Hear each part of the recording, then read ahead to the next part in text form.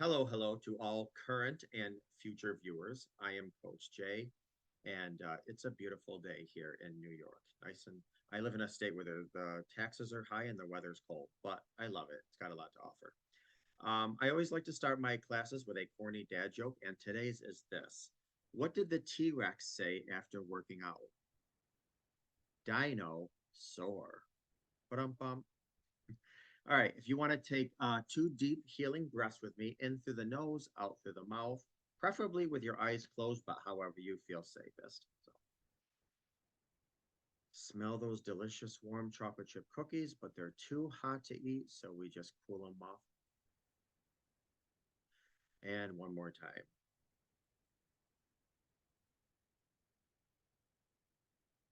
All right, today I'm going to give you 12 uh, life impacting symptoms of CPTSD, and that is complex post traumatic stress disorder that people endure. Now, um, in this class, I may say people, I may say survivors, but I'm going to be honest with you. I prefer the word fighter because, well, for a couple of reasons. But number one, when somebody has the challenges of CPTSD, then you are almost, in a lot of ways, constantly in fight mode.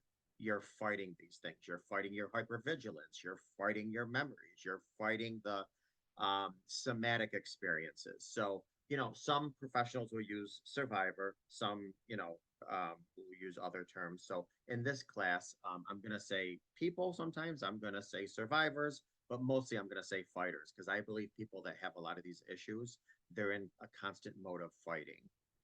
I know me for myself, if I'm at a restaurant, especially with my family, I am constantly looking at the door because if I see somebody walking with a long black coat and I feel like something's inside, I mean, my that's just the cards I was dealt in life.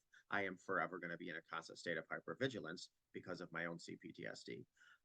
So you're in a constant state of, fighting whatever it is you're dealing with. Okay, I butchered that enough. Let me go on.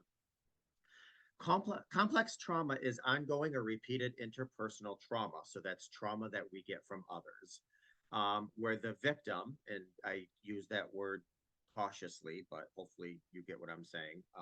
The victim is traumatized in confinement and where there's little or no perceived way to escape, or the option to leave is often equally as scary as staying. Ongoing child abuse, domestic violence, forced prostitution, sex rings, sex trafficking.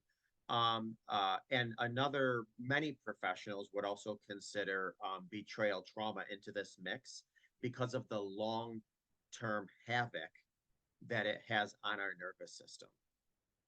The impact of complex trauma is very different to a one time or short lived trauma. The effect of repeated ongoing trauma caused by people literally changes our brain. It also changes the survivor or the fighter at a core level. It changes the way that we view the world and other people in our world in often profound ways. The first way that I will mention is simply a deep fear of trust. People who endure ongoing abuse, particularly from significant people in their lives, develop an intense and understandable fear of trusting people. If the abuse was from your parents or caregivers, this intensifies. Ongoing trauma wires the brain for fear and distrust. It becomes, and when I say wired, I mean, it creates new neural pathways of simply just being in a constant state of not trusting people. And it takes a lot of work to undo that. It becomes the way that the brain copes with any further potential abuse. Complex trauma survivors often find trusting people very difficult, and it takes little for any trust to be built to be destroyed. And so I say in general, trust is built in droplets and lost in buckets. But when after somebody has PTSD or CPTSD, it is built in micro droplets if it's built at all. The brain senses issues, and it overwhelms the already severely traumatized brain. This fear of trust is extremely impactful on a survivor's life or a fighter's life. Trust can and it's gonna, if this is something that somebody deals with, it's gonna take a lot of work to work through. So that's number one. Number two is the terminal aloneness. So fighters often feel little connection and trust with people. They remain in a terrible state of aloneness, even when surrounded by people that they know and often love. It's like having a glass wall between ourselves and other people. We can see them, but we cannot connect with them, or it's challenging to connect with them on certain levels. Another issue that increases is this aloneness is feeling different from other people, feeling damaged, broken, unable to be liked by other people, unable to like other people. Um, um, this also increases the loneliness that we feel. Keep in mind, a lot of people that endured um, things that brought us CPTSD we're not proud of. If some of us were abused by our parents, we don't, go into work and say, hey, I had a great morning. I thought of when my mother used to beat me. I mean, or if we were cheated on by our spouse, we don't, um, when the grocer says, "How's your day?" You don't say, "I'm just fabulous. I just found out my, husband or my wife's been doing A, B, and C." So this just adds to the aloneness and the loneliness that we have to deal with. Number three is emotional regulation. Intense emotions are common with complex trauma. It is understandable that ongoing abuse can cause many different and intense emotions. This is normal for somebody with complex trauma. Um, Four, emotional flashbacks. These are something all PTSD survivors deal with. And there are three types of flashbacks. There's the visual flashbacks, which is where your mind is triggered and transported back to the trauma, and you feel as if you are reliving it. There's also somatic flashbacks, which is a little deeper. It's where the survivor feels sensations, pain, and discomfort in areas of the body that were affected by the trauma. Because keep in mind, trauma affects certain parts of our body that also have relationships with the same areas that we feel physical pain. So these somatic flashbacks, which is why, if especially like right after a traumatic event or right after, say, D-Day of some sort, you could be doing the dishes, taking a shower, going down the street, and all of a sudden you have a flashback, and man, you feel like there's a sledgehammer into your gut. It's like it takes your breath away. That's a somatic flashback. And then there's emotional flashbacks, and these are when emotions from the past are triggered, often described as emotional outbursts or an overreaction to something that doesn't need an emotional response. And I want to tell you something. What's crippling? Well, all these are crippling, but what's completely crippling is if you happen to get one, two, or three of these in a row, where you get an emotional flashback, a somatic experience, a visual, whatever. You can easily turn from a person to She-Hulk or Incredible Hulk. I mean, and then that just adds to the crap because then you're like, this isn't the person I was. I don't even like this person. I don't like how I have an angry outburst or emotional, dysregulation. Um, and then it just adds to the layers of shame and all this other stuff that we deal with. All right, number five, hypervigilance about people. I just talked about that in the restaurant. Most people with PTSD have hypervigilance, where the person scans the environment for potential risks and likes to have their back to the wall. These fighters often have deep subconscious need to, kind of work people. What that means is we are aware of people's verbal cues, their body language, their tone of voice, their facial expressions. We may learn people's habits and store them away. Then when they do anything that contradicts what we already know or what we feel as if they're patterned, we immediately get flagged as they're a potentially dangerous person. And this right here is exhausting because it just adds to our already overstressed out nervous system. I'll tell you something, especially, I've had a lot of, childhood trauma, and there's not a day where, as an adult, I don't pump gas and I am scanning my surroundings. Is somebody going to come behind me with a knife? Is somebody going to, I mean, and this is after a lot of work I've done. So with a lot of, I don't want to scare you if you're watching this that, oh my God, if I went through this, I'm going to have a life of hell. No, you do learn to manage these things, and some professionals will tell you you can heal and cure. But at the very minimal, you can manage these things. You absolutely can manage these things. But at the flip side, I mean, obviously, you don't want to be controlled by fear.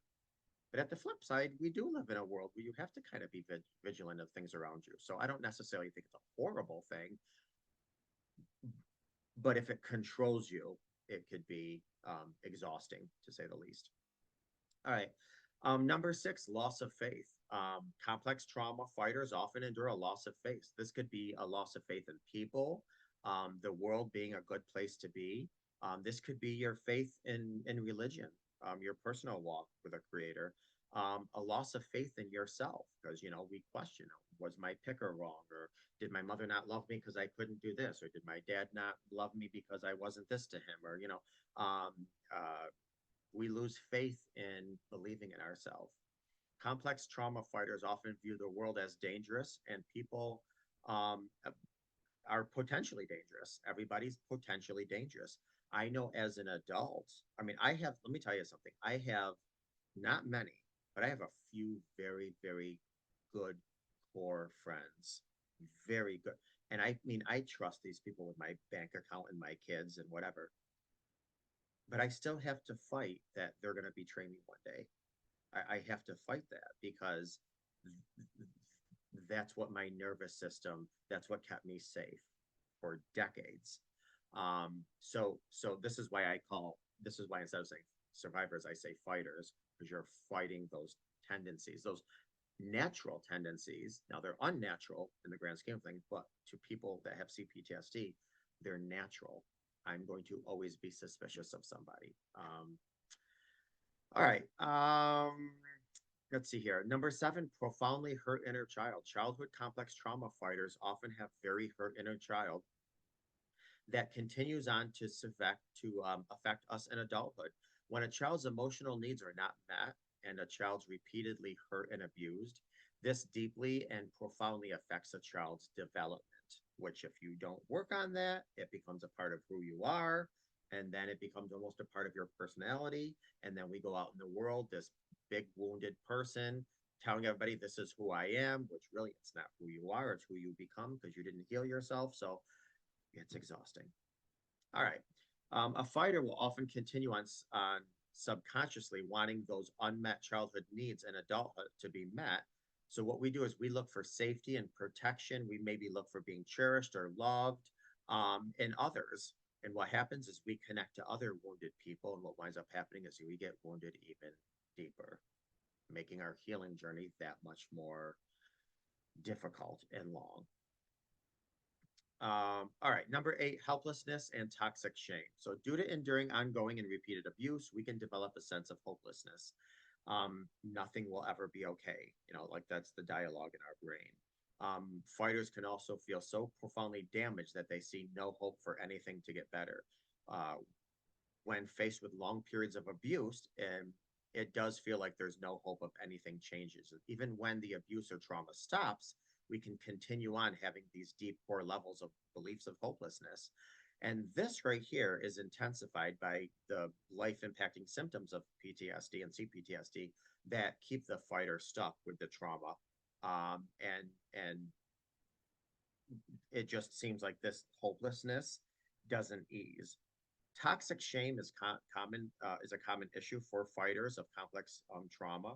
Often, the perpetrators of the abuse make the survivor feel as if they deserved it, or they were the reason for it. Often, fighters are made to feel like they don't deserve to be treated any better.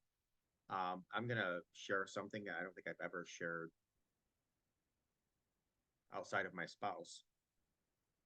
One of my first abusers, a family friend, uh, who I admired and looked up to tremendously, sexually violated me.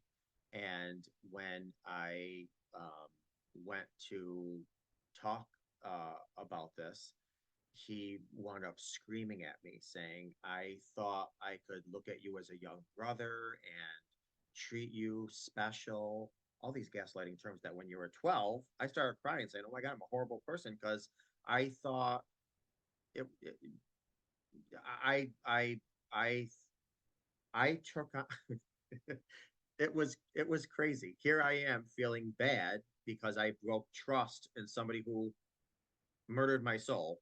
So, but that's what happens. People are ridiculous like that. Anyways, sexual abuse can create a whole added layer of toxic shame, which requires very specific and compassionate professional help. Often, sexual abuse fighters who are repeatedly enduring this heinous abuse can develop feelings of being dirty, damaged, disgusting when their bodies are violated in this way, which can go to a whole nother set of symptoms. I mean, uh, uh, I know a lot of people who, when they get into the bath, they have to scrub themselves almost to the point of removing skin because they were violated and they feel dirty. So when they get in the shower, they have to scrub them or they have to wash themselves multiple times psychologically. It's like, I'm not clean. So this really causes some lifelong CPTSD and specifically causes some lifelong issues that takes a lot of work to manage. Number nine, repeated search for a rescuer, subconsciously looking for someone to rescue them is something that many survivors or fighters understandably think about during ongoing trauma. And this can go on even after the trauma is done, which again, what winds up happening is we do, oh, this person completes me and understands me. And no, it's not necessarily that. It's that they feel familiar to us because we our spirit senses the same abuse with them. So what's happening is we're wounded and we come to the marital table. They're wounded, they come to the marital table, and next thing you know, our wounds are even deeper. Like I was saying before, the wounded person can feel helpless and yearn for someone to come and rescue them from the pain they felt and hope that the other person will make their life better. This sadly leads to the survivor seeking out the wrong types of people and being re traumatized repeatedly, which is why oftentimes it's a little more difficult. I don't want to get on a big long tangent, but it's often difficult to date as we get older because life has a way of jading us. And we come, I want to say we come to the dating table like porcupines, but we come a lot more guarded, a lot more standards, which is good, a lot more boundaries that are enforced, which is great, but with a lot more wounds if we don't work on them. 10, disassociation. When enduring ongoing abuse, the brain can utilize dissociation as a coping method. This could be from daydreaming, that's dissociation, daydreaming in certain aspects, to more life impacting forms of dissociation, such as dissociative identity disorder, which I think is DID. This is particularly experienced by child abuse survivors who are emotionally unable to cope with the trauma in the same way an adult can. I know a lot of times when I work with people who were sexually violated, they will tell me of an almost out of body experience where they actually saw themselves leaving their body and looking at themselves while being abused, while being victimized, while being assaulted. They dissociated. Well, that's one version of dissociation. 11, persistent sadness and being suicidal. Complex trauma fighters often experience ongoing states of sadness and severe depression. Mood disorders are often comorbid with complex PTSD. Those with complex trauma are at a high risk for suicidal thoughts, suicidal ideation, even active suicide. Actually, I don't even know if they use the term suicide anymore. It's oh my god, unaliving. That's I think the new term. Anyways, when a person feels like they have no way of ending the pain, then they have thoughts of unaliving themselves. Often, the deep emotional pain that fighters feel can be absolutely unbearable, especially if it's mixed with hopelessness. This is when survivors are at risk of having these unaliving thoughts. Number 12, and the last one I'll just say is muscle armoring. So many with complex trauma develop a hypervigilance. This is where the body is continually tensed as though the body is braced for potential trauma. This leads to pain issues such as muscles are being overworked, chronic pain, and other issues related, such as chronic fatigue. It could be fibromyalgia, things like that. Well, and let me just say this. Let me just say this. I want to make it very clear. If you have PTSD or even more uh, severe CPTSD, not you're not going to experience all of these. I mean, not everyone with CPTSD will experience all of these at all, and certainly not all the time. But I wanted to bring this class forward to let you know if you did experience this and these are the result, they are normal to you. Now they're not normal and they're unhealthy, but they are normal to you. So I don't want you to feel like a freakazoid, just like I don't. I don't, I know um uh I came in, let's just say somebody came into this world needing glasses.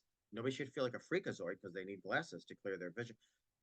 For my vision in life to be cleared, I'm constantly scanning my environment for safety. That's just what I need, just like people need glasses. I don't feel like I'm not normal or a freakazoid, whatsoever.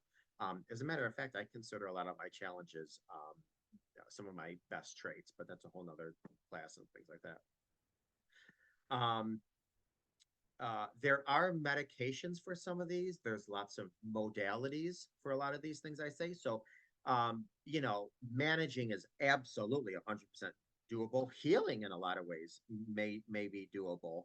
So I don't want you to think that just because you have these things, your life is going to be living hell. You will experience some hell. I mean, because your body and your world experienced hell to begin with, the results of that may be hellish, which is these 12 things I said. But that doesn't mean that you're going to stay in hell. You can walk through hell, and and if you do, you can turn back and offer people that are walking out of it after you some ice water if you do some healing. So, like I said, the biggest thing is knowing that you can manage all of these things, but it starts with giving ourselves a tremendous amount of empathy, gentleness, and compassion. That is vital.